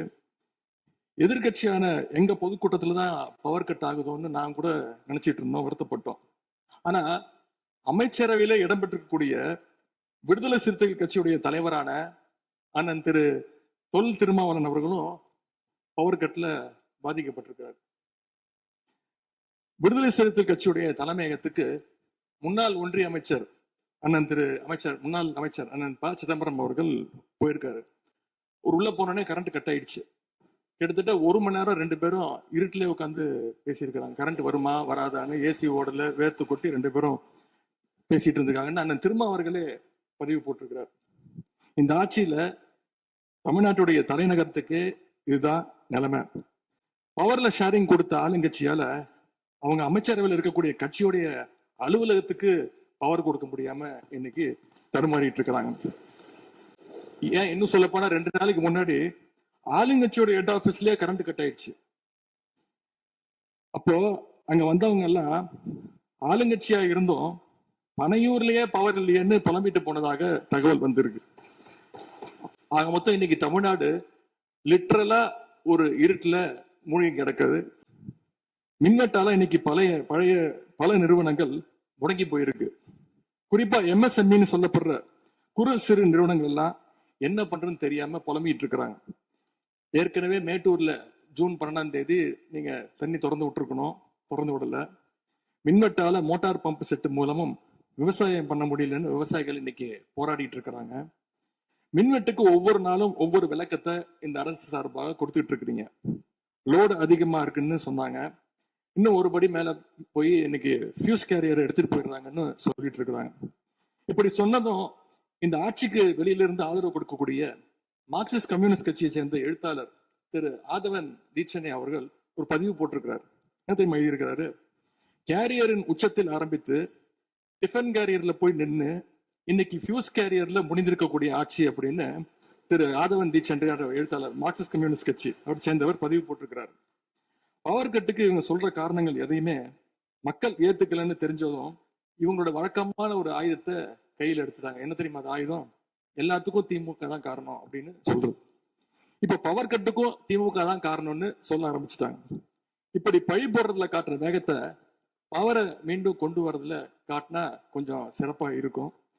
எங்க ஆட்சியில ஏற்படாத மின்வெட்டு இந்த ஆட்சியில தொடர்ந்து இவ்வளவு அதிகமாக ஏற்பட என்ன காரணம்? அரசுடைய நிர்வாக திறமையின்மையா, இல்ல உண்மையிலேயே ஏதாவது டெக்னிக்கல் இஷ்யூஸ் இருக்கா? அப்படி ஏதாவது இருந்தா அதை தீர்க்க இந்த அரசுக்கு இன்னும் எத்தனை நாள் தேவைப்படும்? இந்த நிலைமை தொடராம இருக்க என்ன நடவடிக்கை எடுக்க போறீங்கன்னு முதலமைச்சர் அவர்கள் தன்னுடைய பதிலுரையில சொல்லணும். ஒரே ஒரு ஆறுதல், ஒரே ஒரு மகிழ்ச்சியான செய்தி என்னன்னா, ஆளுநர் உரையின் பொழுது சட்டமன்றத்துல பவர் கட் ஆகல. அதுக்கு இந்த அரசை பாராட்டலாம்னு நான் நினைச்சேன். அப்படி நினைக்கும் போது பாத்தீங்கன்னா சட்டசபை நிகழ்ச்சியை லைவ்ல கட் பண்ணிட்டாங்க. இன்னைக்கு லைவ்ல வந்துட்டு இருக்கா அப்படின்னு எனக்கு தெரியல, கொடுத்துருக்கிறதா சொன்னாங்க. பண்பு பேரவைத் தலைவர் அவர்களே, எங்களுடைய திராவிட மாடல் ஆட்சி நடந்தப்போ 5 வருஷமும் நாங்க குறுவை சாகுபடிக்காக மேட்டூர்ல இருந்து சொன்ன தேதியில தண்ணீர் திறந்து விட்டுருக்கோம்.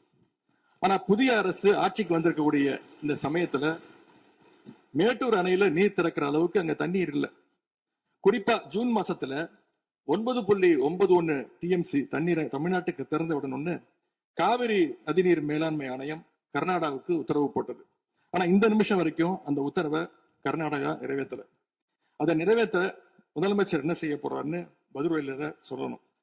அதே போல் டெல்டாவில் 6 லட்சம் ஹெக்டர் அளவுக்கு குறுவை சீசன்ல குறுவை சாகுபடி ஆகும். இந்த முறை மேட்டூர் அணையில தண்ணீர் திறக்காதனால அரசு அறிவிச்சிருக்கக்கூடிய குறுவை சிறப்பு தொகுப்பு ஸ்பெஷல் பேக்கேஜ் 134 கோடி ரூபாய்க்கு அறிவிச்சிருக்கிறீங்க. அது பத்தலன்னு இன்னைக்கு விவசாயிகள் போராடிட்டு இருக்கிறாங்க. சிறப்பு தொகுப்பு கஷ்டத்தை போக்காது, உரிய நிவாரணத்தை விரைவா அறிவிக்கணும்னு விவசாயிகள் எல்லாம் போராடிட்டு இருக்கிறாங்க. அதனால் டெல்டா விவசாயிகளின் சார்பாக ஒரு கோரிக்கையை முதலமைச்சர் அவர்களுக்கு வைக்க விரும்புகிறேன்.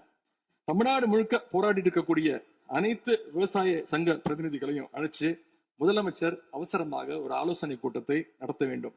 காலதாமதம் இல்லாம விரைவா அந்த கூட்டம் நடத்தப்பட வேண்டும்னு கோரிக்கை வைக்கிறேன். அவங்களுடைய கோரிக்கைகளை நிறைவேற்றி கொடுக்கிறதுக்கான அனைத்து நடவடிக்கைகளையும் அரசு எடுக்க வேண்டும். விவசாயிகளுக்கு இன்னொரு பெரிய பிரச்சனையும் ஏற்பட்டிருக்கு. தேர்தலுக்கு முன்பு நீங்க சொன்ன வாக்குறுதி 5 ஏக்கர் வரைக்கும் நிலமைச்சிருக்க விவசாயிகளுக்கு முழுமையான பயிர்க்கடி தள்ளுபடின்னு நீங்க தான் சொன்னீங்க. ஆனா விவசாயிகளை இன்னைக்கு சிறு குறு விவசாயிகள்னு பிரிச்சு அதுலயே நிறைய ஸ்லாப்ஸ் ஏற்படுத்தி வச்சிருக்கிறீங்க. 1 லட்சம் அளவுக்கு கடன் வாங்கியிருந்தா 5,000 ரூபாய் வரைக்கும் தான் தள்ளுபடி கிடைக்கும் அப்படின்ற நிலைமையை இன்னைக்கு உருவாக்கி இருக்கீங்க. அதுக்கப்புறம் அதுலயும் ஒரு சேஞ்ச் கொண்டு வந்தீங்க. 75,000 ரூபாய் வரைக்கும் வாங்கினவங்களுக்கு முழு தள்ளுபடின்னு சொல்லியிருக்கிறீங்க. இப்போ அதுல இன்னொரு சேஞ்ச் என்னன்னா, ஒரே குடும்பத்தில் உள்ள 3 நபர்கள் வரை கடன் பெற்றிருந்தாலும் தற்பொழுது ஒரு குடும்ப அட்டைக்கு ஒரு வேளாண் கடன் மட்டுமே தள்ளுபடி செய்ய அரசாணை வழங்கப்பட்டிருக்கு. எங்களுடைய ஆட்சியில, கடந்த கால ஆட்சிகள்ல இதெல்லாம் முழு தள்ளுபடி கொடுத்திருக்கிறோம். எனவே அதையும் இந்த விவசாயிகளை இதுக்கு மேல குழப்பாம இந்த அரசு முடிவெடுக்க வேண்டும் என்று நான் கேட்டுக்கொள்கின்றேன். அரசினுடைய இந்த ஏமாற்று அறிவிப்பை கண்டிச்சு போராட்டம் நடத்தின விவசாயிகள் மேல தடியடியும் நடத்தியிருக்கீங்க. தேர்தல் பிரச்சாரத்தின் போது முதலமைச்சர் சொன்னாரு, எனக்கு இன்னொரு ஜென்மம் இருந்தா நான் விவசாயியா பிறக்கணும்னு ஆசைப்படுறேன்னு முதலமைச்சர் சொல்லியிருக்கிறார். ஆனா இன்னொரு பக்கம் விவசாயிகள் மேல தடியடியும் நடத்தியிருக்கீங்க. விவசாயியா பிறக்க இன்னொரு ஜென்மம்லாம் தேவையில்லை, எப்ப நினைச்சாலும் போய் விவசாயி ஆயிடலாம். ஆகவே வெற்று வார்த்தைகளால விவசாயிகளை ஏமாத்தாம இந்த அரசு செயல்படணும்னு நாங்க விரும்பி கேட்டுக்கொள்கின்றோம். மேட்டூர் அணையை திறக்காது, மேகதாது அணை பிரச்சனை, பயிர்க்கடன் தள்ளுபடியில ஏமாற்றம்னு இந்த 1 மாசத்துல மட்டும் விவசாயிகள் பல சோதனைகளை சந்திச்சிருக்கிறாங்க. இன்னும் பேரவைத் தலைவர் அவர்களே, இன்னொரு முக்கியமான விஷயம், இந்த ஆட்சியில அரசு பள்ளிகள்ல நடக்கிற கூத்தெல்லாம் பார்க்கும்போது ரொம்ப அதிர்ச்சியாக இருக்கின்றது. முன் எப்போதும் இல்லாத வகையில அரசு பள்ளிகளுக்குள்ள சட்டமன்ற உறுப்பினர்கள் போறாங்க. தப்பில்லை, போகணும், ஆய்வுகள்லாம் செய்யணும். ஆனா பள்ளி மாணவர்கள் மத்தியில மோசமான கருத்துக்களை கொண்ட பாடல்களை எல்லாம் ஒளிபரப்பி எல்லாரும் டான்ஸ் ஆட சொல்றாங்க. முதலமைச்சரோட போட்டோ மாற்றுறதோ பாடல் போடுறதோ இங்க பிரச்சனை கிடையாது. ஆனா அவங்க என்ன பாட்டை மாணவர்கள் மத்தியில போடுறாங்க அப்படிங்கிறது தான் இங்க இருக்கக்கூடிய பிரச்சனை. மாணவர்களுக்கு தன்னம்பிக்கையும் ஊக்கமும் அளிக்கிற மாதிரியான கருத்தான பாடல்களை போட்டா பரவாயில்ல. ஆனா சினிமா படங்கள்ல வர குத்து பாடல்கள், தவறான அர்த்தம் கொண்ட பாடல்கள் எல்லாம் குழந்தைகள் மத்தியில ஒளிபரப்பி அதை ஏற்கவே முடியாது. எனவே முதலமைச்சர் தலையிட்டு உடனே இதை நிறுத்தணும்னு கேட்டுக்கொள்கின்றேன். அடுத்து மிக முக்கியமான ஒரு பிரச்சனையை இந்த அரசின் கவனத்துக்கு கொண்டு வர விரும்புகிறேன். இன்னைக்கு தமிழ்நாட்டுடைய சட்டம் ஒழுங்கு நிலைமை எப்படி இருக்குன்னு செய்திகளை பார்த்தா அவ்வளவு கொடூரமாக இருக்குது. ஒரு மாசத்துல 200க்கும் மேற்பட்ட பாலியல் குற்றங்கள் நடந்திருக்கு.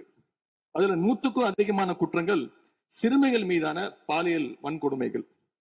ஜனநாயக நடைமுறைக்கு எதிராக குழந்தைகளை பயன்படுத்தி பெரியவங்க கிட்ட வாக்கு கேட்டார் என்று இருக்கக்கூடிய முதலமைச்சர். ஆனா அவர் ஆட்சியில குழந்தைகளுக்கும் பாதுகாப்பு இல்ல, பெரியவங்களுக்கும் பாதுகாப்பு இல்லைங்கிற நிலைமை இன்னைக்கு நடந்துட்டு இருக்கு. இந்த புதிய அரசு ஆட்சிக்கு வந்த ஒரு சில நாட்கள்லயே கோயம்புத்தூர்ல 10 வயது பெண் குழந்தைய பாலியல் வன்கொடுமை செஞ்சு கொலை பண்ணியிருக்கிறாங்க.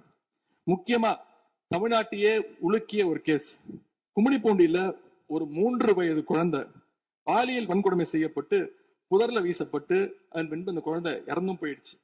இந்த சம்பவத்துக்கு நீதி கேட்டு அங்க இருக்கக்கூடிய மக்கள்லாம் போராட்டத்துல இறங்கிட்டாங்க. கோயம்புத்தூர்லயும் சரி, கும்மிடிப்பூண்டியிலயும் சரி, 2 சம்பவத்திலையுமே மரணமடைஞ்ச குழந்தைகளுடைய உடலை பெற்றோர்கிட்ட முறையா கொடுக்காம வேறு இடத்துல காவல்துறை மூலமாகவே அடக்கம் பண்ணிருக்கிறாங்க.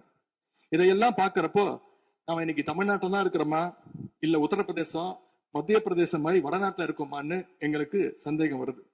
சிங்கப்பெண் படைன்னு ஒரு திட்டத்தை முதலமைச்சர் அவர்கள் தொடங்கினார். அந்த திட்டம் வந்த அடுத்த நாளே காவல்துறை சேர்ந்த ஒரு பொண்ணுக்கு 3 பேர் பாலியல் தொல்லை கொடுத்திருக்கிறாங்க. சென்னை மற்றும் சுற்றுப்புறங்கள்ல மட்டும் கடந்த ஜூன் 12ஆம் தேதி 24 மணி நேரத்துல 12 பாலியல் வன்கொடுமை கேசஸ் ரிப்போர்ட் ஆயிருக்கு. சிங்கப்பெண் படை குற்றவாளிகளை சேஸ் பண்ணுவாங்கன்னு பார்த்தா அவங்களும் கூட ரீல்ஸ் போட்டு போஸ்ட் பண்ணிட்டு இருக்கிறாங்க. மன்னன் எவ்வழி மக்கள் அவ்வழின்னு சொல்லுவாங்க. அதை சிங்கப்பெண் படை ஃபாலோ பண்ணுதோன்னு மக்களுக்கு சந்தேகம் வந்துருச்சு. இந்த ஒரு மாசத்துல நடந்த குற்ற சம்பவங்களை எல்லாம் எடுத்து பார்த்தா பெரும்பாலான குற்றவாளிகள் ஆளுங்கட்சியை சேர்ந்தவங்களாவே இருக்கிறாங்க. இவங்க ஆட்சிக்கு வந்து தொகுதியா போய் தொகுதி வாரியா போய் நலத்திட்ட உதவிகள்லாம் செய்வாங்கன்னு பார்த்தா அவங்க கட்சிக்காரங்க தொகுதி வாரியா போய் பாலியல் வன்கொடுமையில ஈடுபட்டு இருக்கிறாங்க. ஆளுங்கட்சியுடைய ஆலந்தூர் பகுதி செயலாளர் பேரு குறிப்பிட்டு சொல்றேன், கணவரால் கைவிடப்பட்ட ஒரு பெண்ணுக்கு ஆலந்தூர் பகுதி செயலாளர் கணவரால் கைவிடப்பட்ட ஒரு பெண்ணுக்கு பண உதவி செய்யறேன்னு சொல்லி அவங்க பாலியல் ரீதியா துன்புறுத்த முயற்சி பண்ணியிருக்கிறார். சேலத்துல இன்னொரு பொள்ளாச்சி சம்பவம் மாதிரி ஆளுங்கட்சி ஆதரவாளரான மணிகண்டன் என்னும் நபர் 50க்கும் அதிகமான பெண்களை பாலியல் வன்கொடுமைக்கு ஆளாக்கியிருக்கிறார். திருவாரூர்ல ஆளுங்கட்சியுடைய திருத்துறைப்பூண்டி ஒன்றிய செயலாளர் கல்லூரி மாணவியை ஈவ்டீசிங் பண்ணி இப்போ கம்பி எண்ணிட்டு இருக்கிறார்.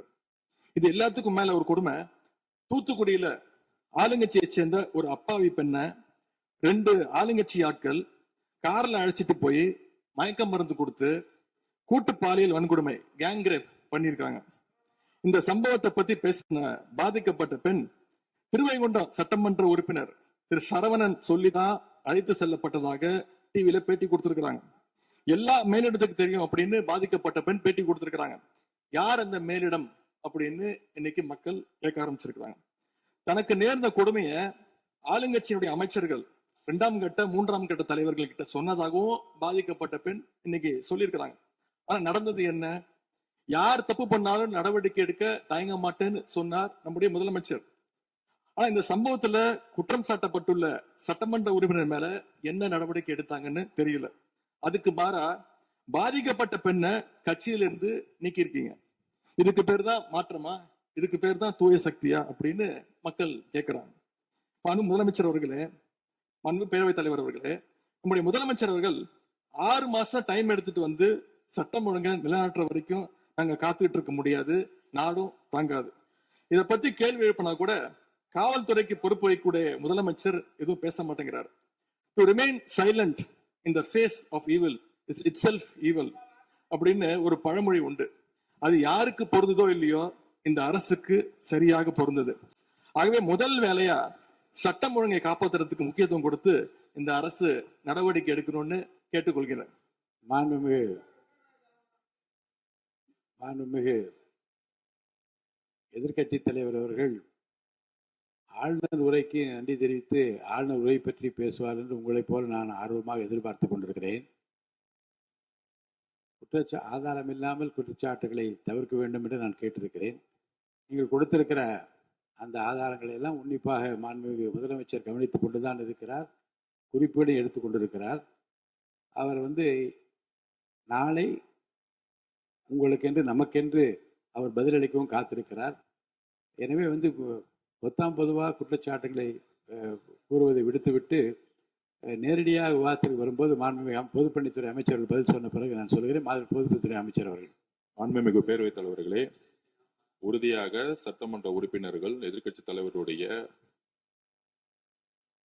அனைத்து கருத்துக்களுக்கும் மாண்புமிகு முதலமைச்சர் அவர்கள் நாளைக்கு பதில் சொல்ல போறாரு. அதற்கு முன்பு ஒரே ஒரு குறிப்பு. ஏன்னா போன ஆட்சியில துணை முதலமைச்சரா எதிர்க்கட்சி தலைவர் இருந்தாரு. அவருக்கு ஒரு பதிவு பண்றேன். வேணாலும் இதை இந்த அவை முடிந்த பிறகு அவரே ஆராய்ந்து சொல்லட்டும்.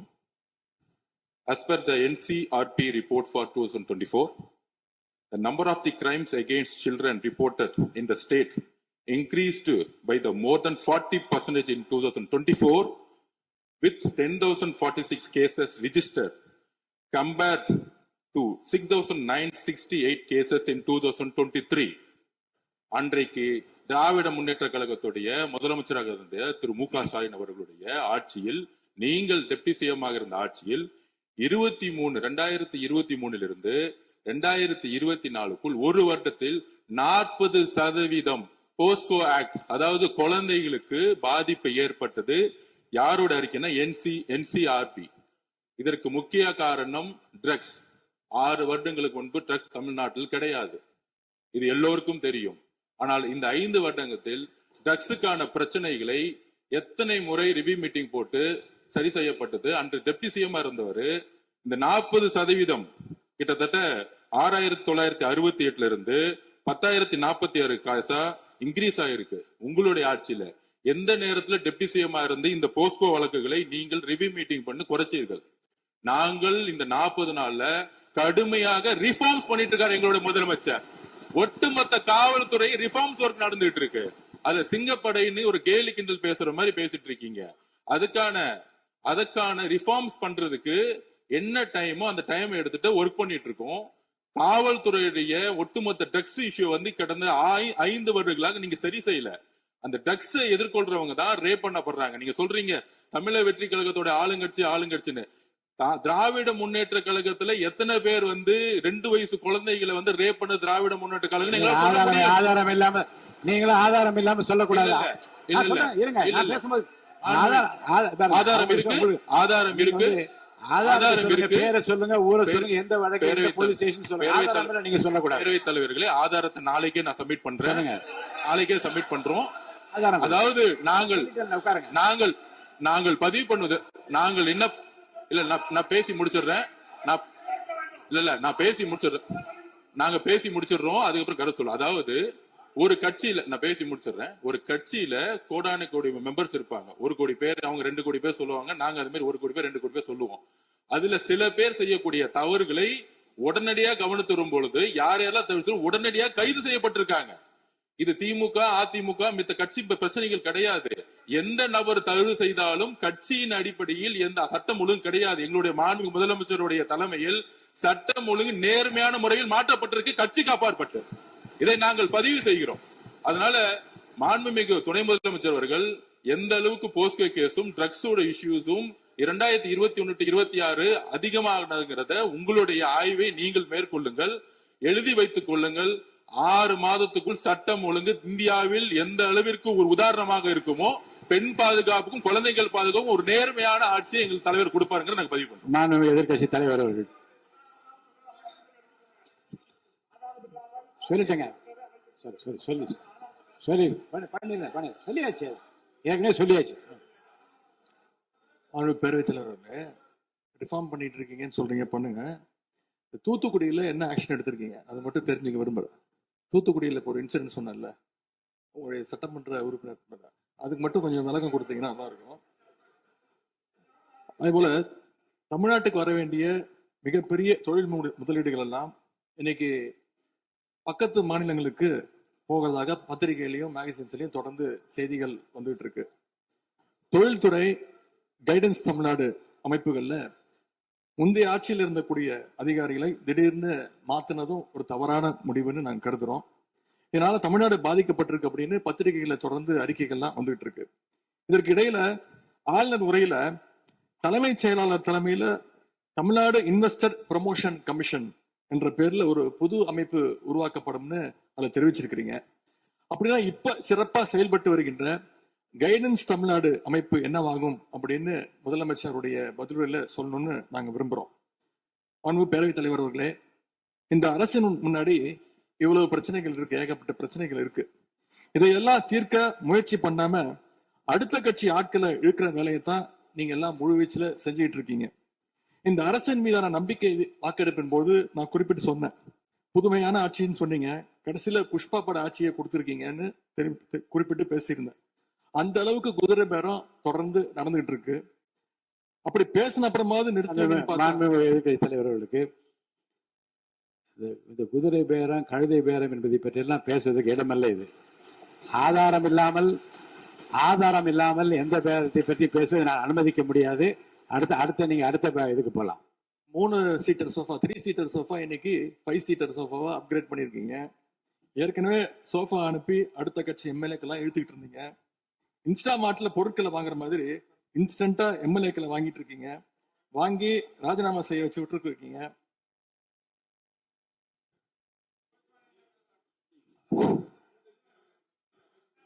இல்ல நான் என்ன சொல்றேன், எந்த பேரத்தையும் பற்றி இங்க பேச அனுமதி கிடையாதுன்னு தான் நான் சொல்றேன். நீங்க உதாரணம் சொல்லி நீங்க திடீர்னு எடுத்தோடனே குதிரை பேரன்னு சொல்லுவது, அப்புறம் இன்னொரு பேரம் என்று சொல்லி மாண்புமிகு உறுப்பினர் வந்து சோஃபான்னு சொல்றாரு. நான் என்ன சொல்றேன்னா, எதையும் சொல்லுவதற்கு இந்த அவைக்கு உரிமை உண்டு. ஆனால் சொல்லுவதிலே உண்மை இருக்க வேண்டும். உண்மைக்கு மாறான தகவல்களுக்கு இங்க இடமில்லை. ஏன்னா அர்த்தம் இருக்குல்ல. இப்ப நீங்க ஏதோ ஒரு அர்த்தம் உள்நோக்கத்தோடு சொல்லப்படுற, நீங்க சோஃபா என்று சொல்வதற்கு நீங்க ஒரு உள் அர்த்தத்தோடு ஒரு வார்த்தையை சொல்லுகின்றீர்கள், நகைத்தும் கொள்ளுகிறீர்கள். அப்ப மக்கள் அதை பற்றி என்ன நினைப்பார்கள்? சற்று விளக்கமாக ஆதாரம் இல்லாமல் சொல்லப்படுகிற எந்த வார்த்தைக்கும் எந்த குறிப்புக்கும் இங்க இடமில்லை. மாண்புமிகு எதிர்க்கட்சி தலைவர், நீங்க தொடர்ந்து பேசலாம். ஊழல் சக்தின்னு சொல்லிட்டு அதே எம்எல்ஏக்களுக்கு இன்னைக்கு ஒரு மச்சத்தை மட்டும் வச்சுட்டு இன்னைக்கு தூய சக்தியா நீங்க மாத்திட்டீங்க. அதனால எங்களுடைய தலைவர் சமீபத்தில் சொன்னாரு, தீர்ந்து போன சக்திகள்கிட்ட திருடுற அளவுக்கு காஞ்சி போன சக்தியா இன்னைக்கு இந்த ஆட்சியாளர்கள் இருக்கிறாங்க. ஆகவே இந்த குற்றச்சாட்டுகளுக்கு முதலமைச்சர் அவர்கள் தன்னுடைய பதில் உரையில அவர் விளக்கம் அளிப்பார்னு நாங்க நம்புறோம். முக்கியமா இந்த ஆள் பிடிக்கிற வேலையை நிப்பாட்டிட்டு இனியாவது ஆட்சி நிர்வாகத்துல நீங்க கான்சென்ட்ரேட் பண்ணுங்கன்னு உங்களை எல்லாம் கேட்டுக்கிறேன். மாண்பு பேரவைத் தலைவர் அவர்களே, உங்களுடைய தேர்தல் முக்கியமான வாக்குறுதிகள், படிச்சு வேலை இல்லாத இளைஞர்கள் அவங்களுக்கு எல்லாம் 4500 ரூபாய் மாசம் 4500 ரூபாய் தருவேன்னு சொல்லியிருக்கிறீங்க. அது சீக்கிரம் 6 மாசத்துல கொடுங்க. மகளிருக்கு நீங்க சொன்ன உரிமை தொகை 2500 ரூபாய் உரிமை தொகை, வருஷத்துக்கு 6 கேஸ் சிலிண்டர், தாய்மாமன் சீர், இதெல்லாம் 6 மாசத்துல கொடுப்பீங்கன்னு நான் நம்புறோம். எல்லாம் எப்படி கொடுக்க போறீங்க அப்படின்னு ஒரு டைம் லைனை முதலமைச்சர் தன்னுடைய பதிலுரையில சொல்லணும்னு கேட்டுக்கிறோம். அதேபோல் சட்டம் ஒழுங்கு சீர்கேடு, மின்வெட்டு, விவசாயிகள் பிரச்சனை ஆகியவற்றில் முதலமைச்சர் அவர்கள் தலையிட்டு உடனடியாக ஒரு தீர்வு காண வேண்டும். ஆளுநர் உரையில இதற்கான விளக்கம் இல்லாததால முதலமைச்சருடைய பதில் உரையாவது இதெல்லாம் இருக்கும்னு நாங்க எதிர்பார்க்கிறோம். இப்ப நான் கேட்டதுக்கெல்லாம் வழக்கம் போல பழக்க தோஷத்துல எல்லாத்துக்குமே திமுக தான் காரணம்னு எங்க மேல பழிய தூக்கி போடாம தப்பிச்சுக்காம தீர்வை நோக்கியதா முதலமைச்சருடைய பதில் இருக்கணும்னு நான் விரும்பி கேட்டுக்கொள்கின்றேன். ஆளுநர் உரையில இருமொழி கொள்கை, மாநில உரிமை, சமூக நீதி, மகளிர் முன்னேற்றம்னு திமுக சொன்னதையே ப்ளூ பிரிண்டா ஃபாலோ பண்ணி இந்த அரசுடைய கொள்கை முடிவுகளா அறிவிச்சிருக்கிறீங்க. இதை நாங்க வரவேற்கிறோம். மற்றபடி ஆளுநர் உரையில தமிழ்நாட்டுடைய வளர்ச்சிக்கான ரோடு மேப் எதுவும் இல்லைன்னு கூறிக்கொண்டு முழுக்க முதலமைச்சருடைய புகழுரையாகத்தான் இந்த ஆளுநரை அமைஞ்சிருக்குன்னு சொல்லி வாய்ப்புக்கு நன்றி கூறி விடைபெறுகின்றேன். நன்றி, வணக்கம்.